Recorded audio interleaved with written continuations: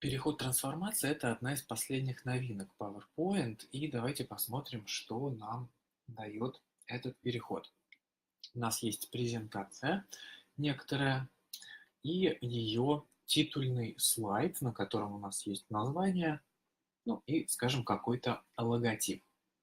Давайте посмотрим, как из этого можно создать переход, с помощью этого создать переход трансформации и что из этого получится. Для того, чтобы нам сделать трансформацию, нам нужны как минимум два слайда.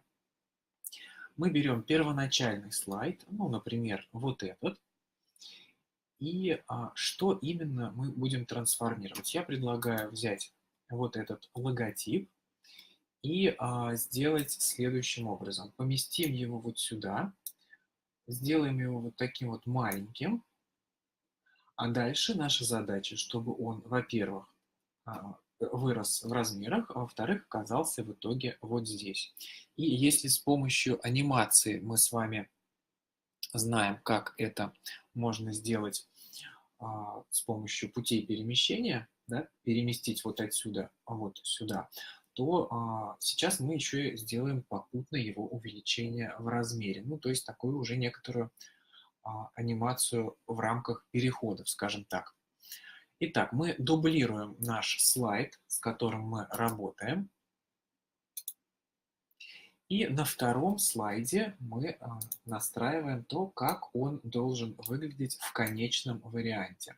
Увеличиваю в размерах нашу картинку, ставлю ее на нужную позицию. Ну, пусть где-то вот здесь, например, это будет. И далее нам всего лишь осталось настроить переход трансформация. Переходим на вкладку «Переходы», «Трансформация». И сразу нам показывают, как это будет выглядеть. Мы видим, да, что потихоньку, постепенно, вот из этого угла, как на слайде номер 1, у нас наша маленькая картинка прилетает вот сюда и попутно увеличивается в размерах до размера актуального для слайда 2. Давайте еще раз посмотрим, как это выглядит. Вот как-то вот так. То же самое помедленнее.